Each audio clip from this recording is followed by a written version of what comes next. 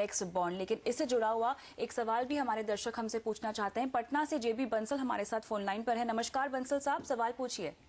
नमस्कार मैडम जी।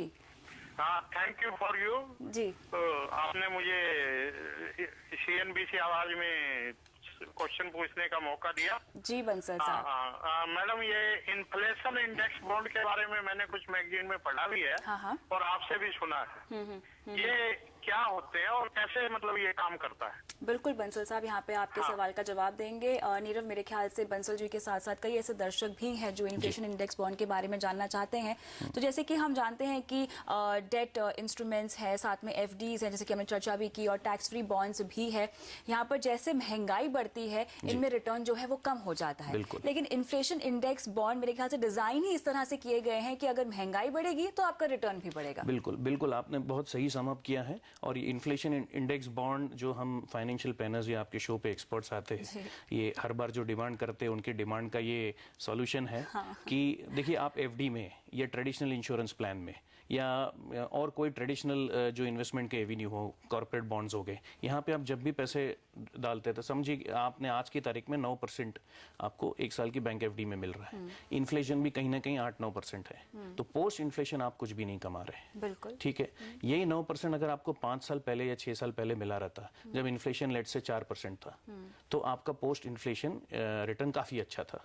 तो एक 9 साल की FD हाई इन्फ्लेशन के टाइम में बिल्कुल भी अट्रैक्टिव नहीं है। और वही 9% की FD लो इन्फ्लेशन में बहुत अट्रैक्टिव इंस्ट्रूमेंट बन जाती है।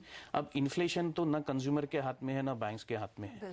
तो ये एक ऐसा यूनिक प्रोडक्ट है, एक फ्लेक्सिबल प्रोडक्ट है जो कंज्यूमर प्राइस इन्फ्लेशन, यानी गवर्नमेंट जो कंज्यूमर को इन्फ्लेशन लगता है उसको आंकने का जो गवर्नमेंट का नजरिया है, उसमें 1.5% ऐड करके आपको रिटर्न देती है।